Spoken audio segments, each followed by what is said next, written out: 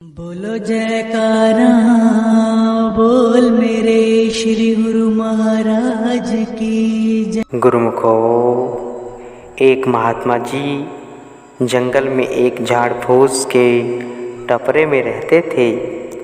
उन्हें एक दिन मार्ग में एक सोने की मोहरों से भरी थैली मिली। उन्होंने सोचा कि इसे किसी ज़रूरतमंद को दे दूंगा। थोड़ी ही देर में वहाँ से राजा की सवारी निकली। राजा पालकी में सवार था और कुछ लोग पालकी के आगे पीछे चल रहे थे। आगे वाले आदमियों में से एक ने आकर महात्मा जी को कहा कि कृपा मार्ग से हट जाए क्योंकि राजा साहिब की सवारी आ रही है। महात्मा जी ने पूछा कि राजा साहिब कहाँ जा रहे हैं। उस आदमी ने कहा, राजा साहिब जी ने 7 नगरों पर विजय प्राप्त कर ली है। अभी वे 8वां नगर जीतने के लिए जा रहे हैं।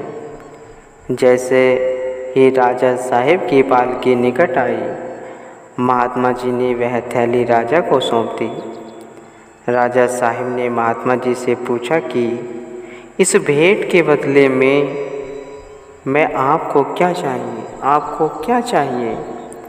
महात्मा जी ने कहा, हमने आपसे कुछ लेने के लिए यह थैली नहीं दी, अभी तो आपको ज़रूरतमंद जानकर आपको सौंपी है। राजा अहम भाव से बोला कि मैं तो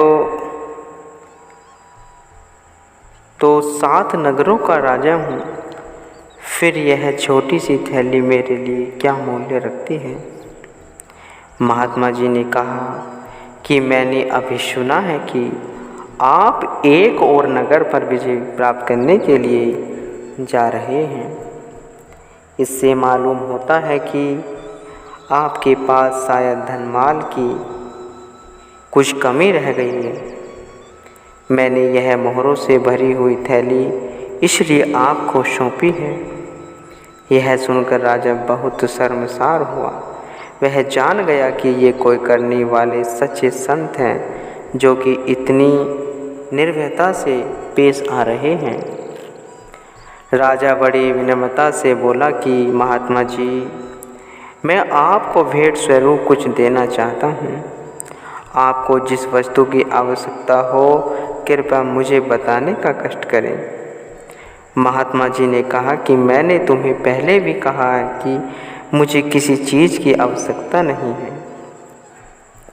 फिर भी यदि तुम देना ही चाहते हो तो मुझे ऐसा सुख प्रदान करो जिसके पश्चात कोई दुख न आए। ऐसा जीवन दो जिसके पश्चात मृत्यु न आए।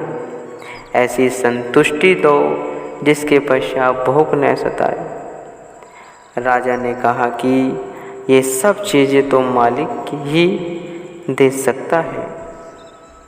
महात्मा जी बोले कि यह मेरा अहोभाग्य है कि मैं उसी मालिक का दास हूँ और वह मेरी हर ज़रूरत को पूरा कर रहा है। फिर तुमसे क्या मांगना?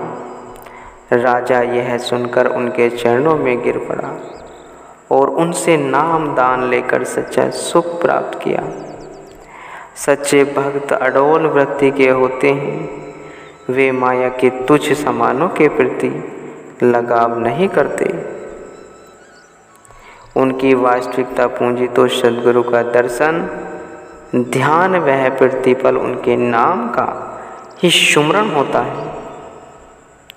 राजा भर्तृहरि जी को भी जब संसार की नश्वरता का बोध हुआ तो वे अपना समस्त वैभव राजपाट त्याग कर विरक्त हो गए।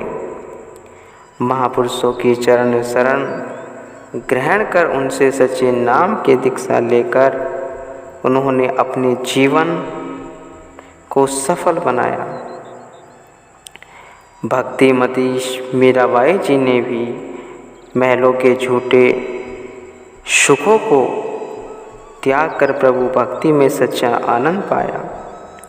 उपरोक्त प्रमाणों से यह स्पष्ट हो जाता है कि सच्चा और अखंड सुख जिसका हर वशर तलवाहकार है, वह संत सद्गुरु की शरण में आकर उनके नाम उपदेश की कमाई करके मन की चंचलता मिटाना और सुरती को शब्द से मिलाकर सचखंड पहुँचाने में है। सत्पुरुष सुख वह दुख का भेद बतलाते हुए वचन फरमाते हैं।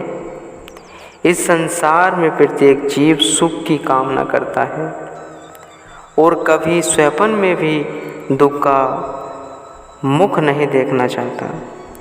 वह दिन रात जितना पुरुषार्थ करता है वह सुख के लिए ही करता है, परंतु मनमति एवं अज्ञानता के कारण उसके कर्म सुख वाले नहीं होते।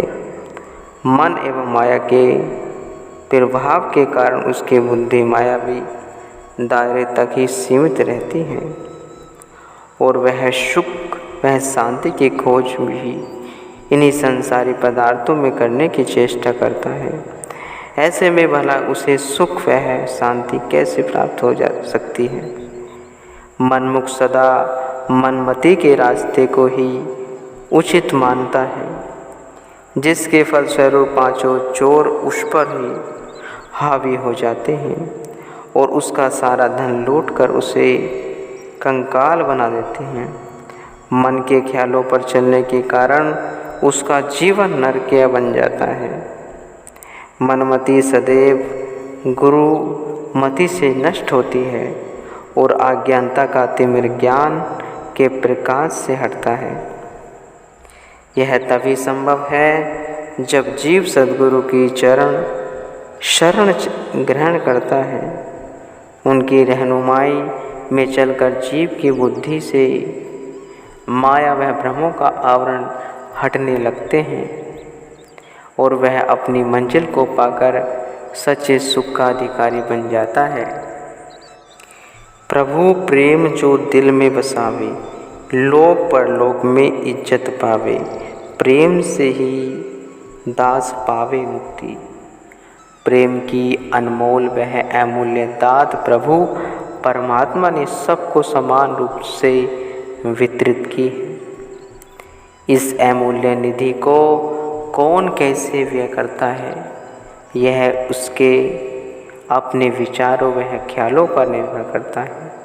जैसे कोई तो धन से दूध खरीदता है और कोई विष खरीद लेता है। धन तो वही है लेकिन खरीद अपनी अपनी है। इसी प्रकार कोई तो प्रभु द्वारा दी हुई इस दात को प्रभु चरणों में ही समर्पित करके उनसे प्रेम का नाता जोड़ लेता है और कोई इस दात को नाश्वर पदार्थों एवं नाश्वर शरीर की देखरेख वह चाहत में खर्च करके दुखी एवं परेशान होता रहता है। वह कुटुंब परिवार के मोहजाल में फंसकर प्रेम की इस अमूल्य दात को व्यर्थ गवाकर स्वयं को 84 के बंधन में डाल लेता है। पानी को यदि मिट्टी में मिला दिया जाए तो वह कीचड़ का रूप धारण कर लेता है और यही पानी यदि पक्के फर्श पर डाला जाए तो सफाई का समाधान बनता है। विचार करने योग्य बात है कि इन दोनों अवस्थाओं में कितना अंतर है। मनुष्य झूठी माया से होने वाले लाभ और हानि के बारे में तो बहुत विचार करता है, किंतु रूहानी कौड़ी का ख्याल करके यदि कोई करोड़ों का नुकसान करे तो उसको बुद्धिमान नहीं कहा जा सकता। जो जी परमात्मा से प्रेम न करके माया के झूठे पदार्थों की चाहत में ही अपना सर्वस्व गवा दे तो उसमें उसका कितना भारी नुकसान है। तनिक विचार करके देखे कि ये पदार्थ क्या पहले किसी के साथ गए हैं जो अब साथ चले जाएंगे। नाश्वर पदार्थों से नेह रखने वाले को स्वयं भी सुख शांति नहीं मिल सकती। महापुरुषों ने अपनी वाणी में बार बार फरमाया है कि हे प्राणी, तुमने धन दौलत रथ मकान जमीन जायदाद और पत्नी से नेह लगाया हुआ है। जब काल का फंदा तेरे गले में आन पड़ेगा तब ये सब पराये हो जाएंगे। हे बाबरे, तुमने जानबूझकर अपना सब काम बिगाड़ लिया है, क्योंकि न तो तुम पाप कर्म करने से कोई संकोच करते हो और न ही अपने अहम भाव को त्यागते हो। संत सद्गुरु जिस प्रकार तुम्हें शिक्षा देवे, तुम उनके वचनों को श्रवण कर उनका अक्षरश पालन करो, इसी में तुम्हारा कल्याण निहित है। गुरु साहेब जी पुकार कर कह रहे हैं कि अभी भी वक्त है, तुम अपने प्रभु की शरण में आ जाओ। सद्गुरु से प्रेम करके ही अविनाशी आनंद को प्राप्त किया जा सकता है। यदि समय को शरीर के पालन पोषण और वह नफस रास्ती में व्यतीत कर लिया जाए तो पशुओं से बढ़कर कौन सा काम किया। संत कथन करते हैं, एक भक्ति भगवान जिहि प्राणी के नाही मनी, जैसे सूकर सुहान नानक मानो ताहि नाहु। अर्थात जिस प्राणी के मन में व्यक्ति का वास नहीं, मालिक का प्रेम नहीं, उस तन को सूअर वह कुत्ते के समान समझना चाहिए। भाव मालिक के प्रेम के बिना मनुष्य तन को पाना व्यर्थ ही है। संत सद्गुरु कुल मालिक के साकार स्वरूप उनका हृदय प्रेम से परिपूर्ण होता है। वे संस्कारी रूहों को प्रेम की तार द्वारा जोड़ अपनी ओर खींचते हैं, उन्हें मोह की दलदल से निकालकर मालिक के चरणों के संग मिलाते हैं और निज घर में पहुंचाकर शाश्वत आनंद की अनुभूति करवाते हैं। जीवात्मा वास्तव में ईश्वर का अंश है एवं यह सचखंड में निवास करती है। यह संसार में आकर जब तक अपने घर वापस नहीं पहुंच जाती तब तक इसे शांति प्राप्त नहीं हो सकती। यह जगत एक मुसाफिर खाना है और प्रत्येक प्राणी यहाँ चंद दिनों का ही मेहमान है। फिर भी इस नाश्वर जगत को सत्य जान अपने असली घर को भूलकर सब नाहक दुखी परेशान हो रहे हैं। झूठे रिश्ते नातों को अपना समझकर उनमें मोह फंसाए बैठे हैं। इन पराई वस्तुओं में सुख नहीं, ये दुखदाई हैं। अपनी वस्तु मालिक का नाम है, मालिक की प्रीत है। मालिक से नेह लगाने में ही सुख एवं सुख है, क्योंकि जीव मालिक की ही हम जिस्म हैं गुरुमुखो।